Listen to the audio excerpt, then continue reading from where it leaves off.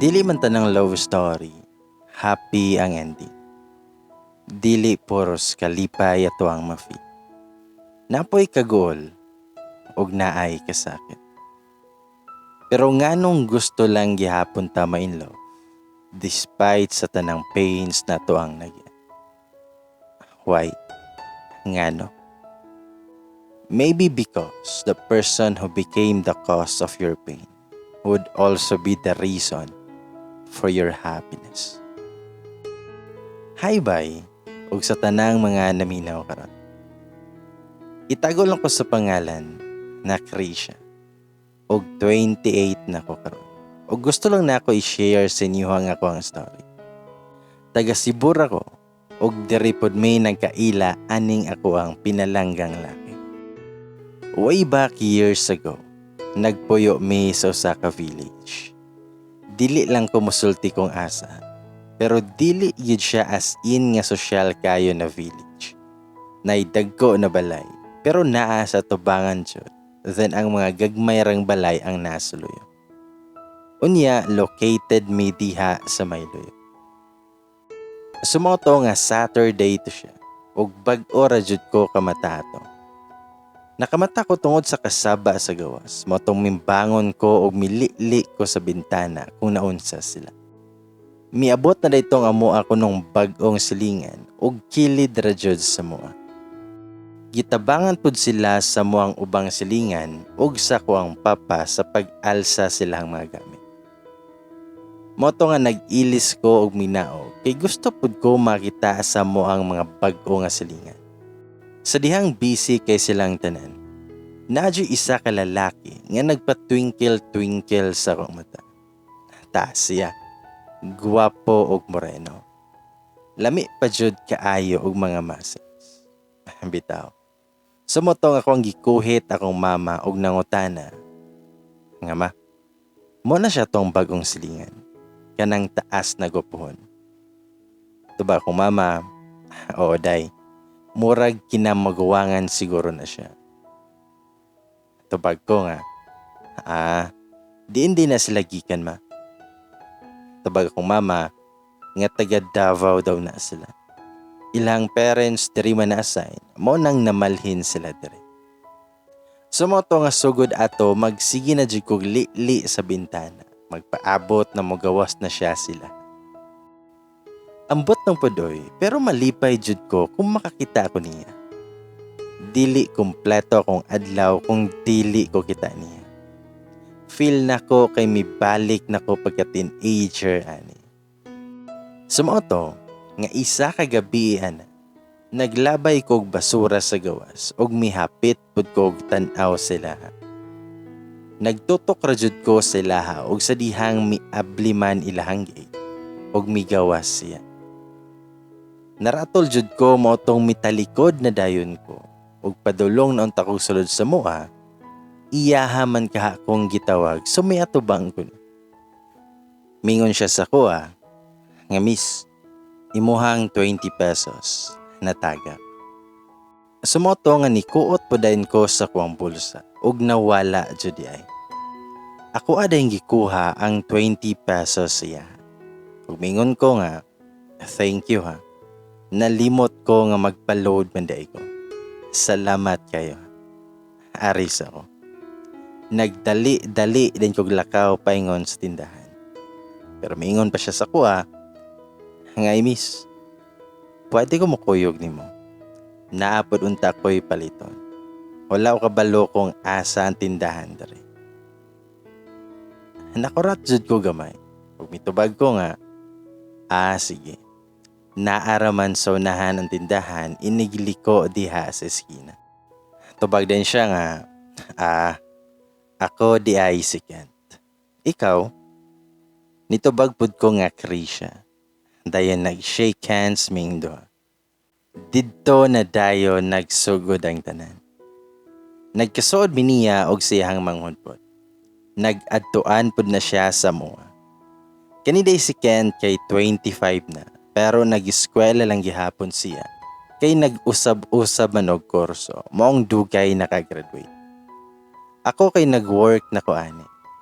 Suod pud sila ani ni mama ug papa kay sa mua ligi magtambayan. Mingaw manggod sila ha kay busy sige iyang parents. Puros na narbaho. Unya sige pod nga naay business trip. Ang iyahapod nga ate kay nagpabilin sa Davao kay didto nagtrabaho.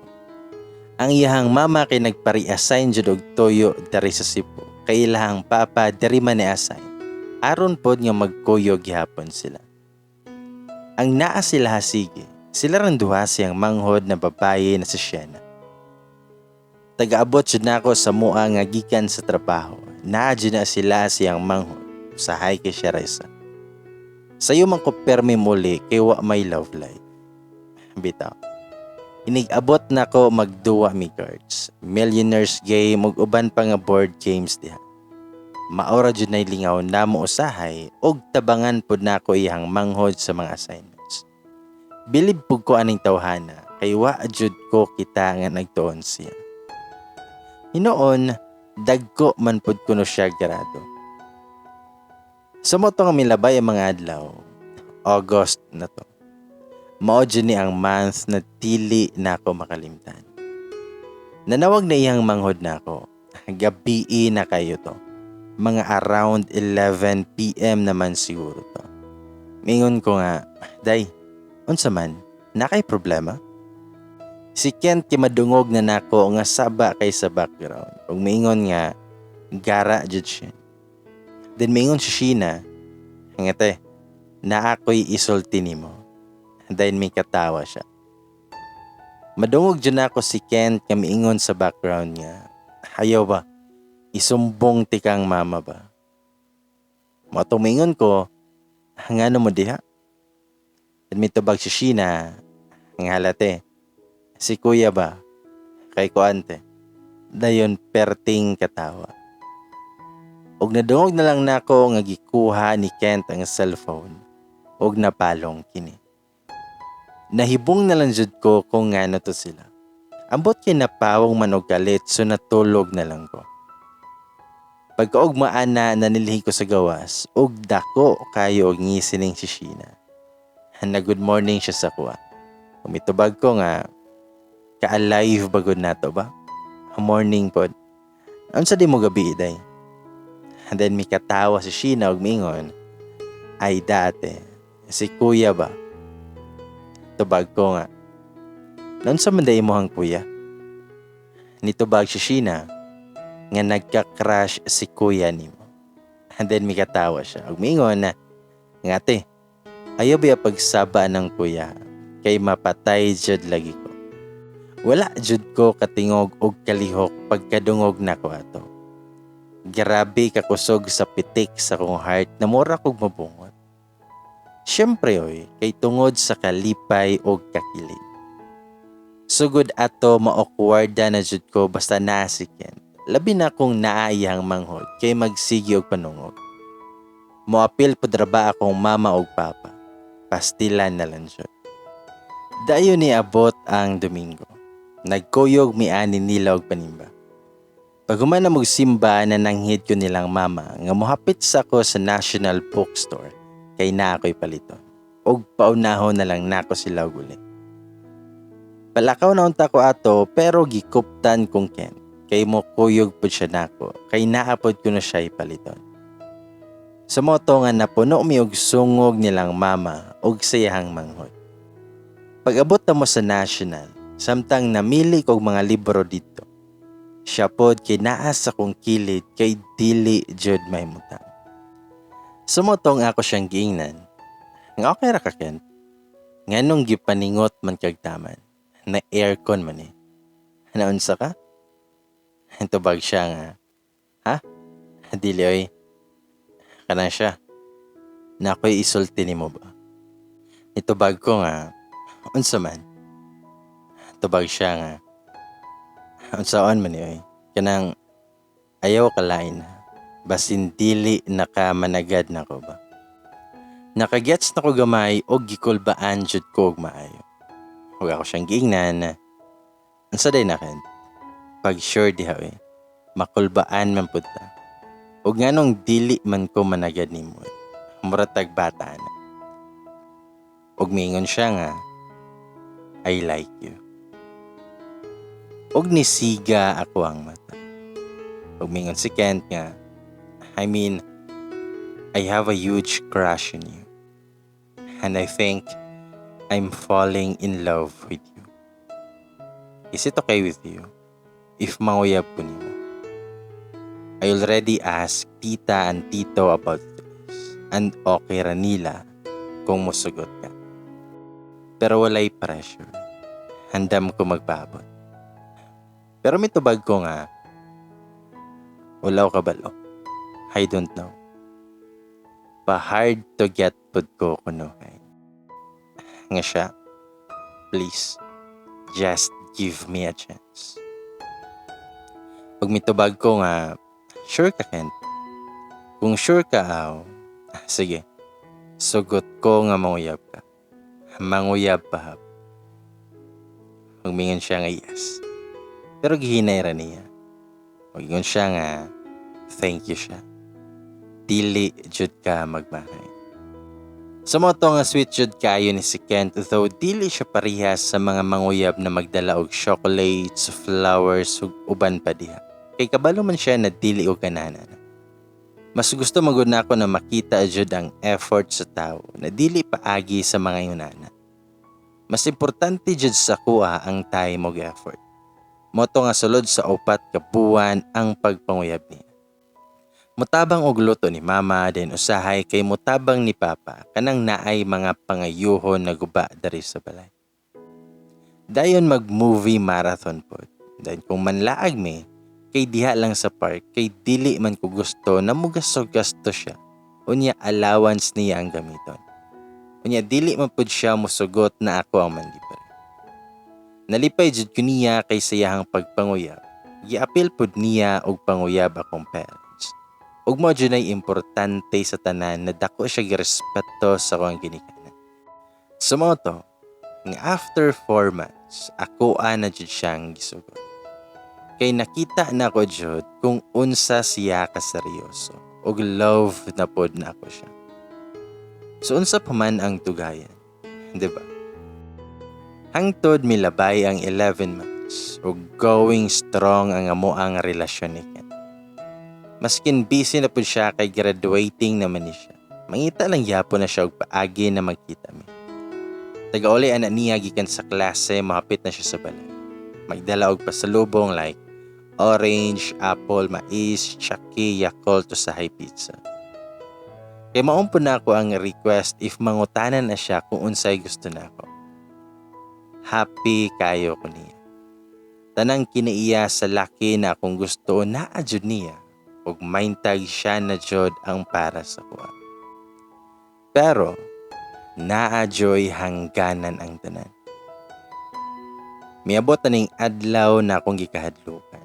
Mikalit lang siya na halos dili na jud nako siya makita. Kasabot ko na busy siya pero maski ka ng text lang unta na good morning malimtan pa jud na niya. Usahay the next day na siya makita. Kung kanusa pa man unta nga hapit na mo ang anniversary, ay raman siya na ingon ani. So naka-decide ko na adtuon na lang nako siya sila. Pag adto nako, iyang manghod ang nakaabli sa gate. Ingon siya, "Ate, nangita kang kuya." Tubag ko nga, "Oo." Naa siya shin.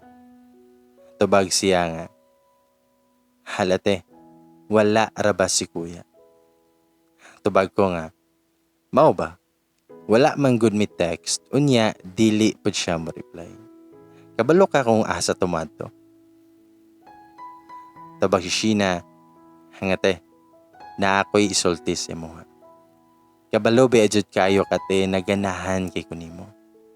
Mura na jud ka og tinuod nga ate. Kanang ayaw lang kasukot ha. Pero dili man pud ko sure ani tigod." Tubag ko niya, nga sulti na lang shin kung unsa man na.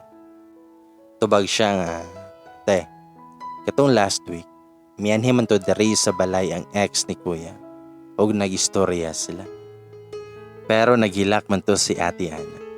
Unya giga ko siya ni kuya. Pagkahumaan kay nanlakaw sila. Unya gabi naman to na uli si kuya. Kay lakon kay ko naminaw pero gipugos na ko na dili ko maghuna-huna og dautan. Kay dili ko gusto na mo judge dayon nila. Nangutaan na si Sheena kung okay ra ba ko. Tubag ko nga, bagwara milakaw imong kuya. Tubag siya nga, bag-uhay ra jud te. Pero murag nadunggan man to nako na nasay kay istorya sa cellphone. Unya magkita daw sila sa may 7-Eleven. Tubag ko nga, sige Shin, thank you ha. Anis ako. Sa mo to nga paghuman na mag-istorya ni Sheena, wala ako kasabot sa kong gibati. Kahilakon kay ko, pero dili mo tolo kong luha. Walay mo sulod sa kong utok jud ato nga time. Ambot og nganong milakaw ra ko og galit, og miadto sa 7-Eleven. Dili ko ready kung unsa ako ang makitan dito. Pero padayon lang gihapon ko og lakaw. Hangtod sa naabot nako sa 7-Eleven. Pagsulod jud nako, maoy po'y paglingi ni Ken. Mura jud kog nahotdan og dugo nga namugnaw ko og maayo sa akong nakita nga naglingkod sila. Unya ang babaye kay nagkupot siyang kamot, nagipatong sa table. Midaretso ko og dagan pa uli, kay dili na nako kaya jud ang kasakit na kong na-feel. Sige ko og hila ko ay nagdagan hangtod sa naabot sa mua. Midaretso ko sa kwarto og nagpadayon og hila. Daghan kay mga pangutana nga nagdagan sa kong utok. Kung unsay sala nako, unsay sayop nakong nabuhat, unsay kulang nako para iyahaning buhaton sa kuha. Dili ba enough akong love niya? Hangano man. Sa sige na ko hilak, nakatulog ko. Dayon nakamatar ako kay nagsige og ring akong phone. Pagtanaw nako si Kent ang nanawag.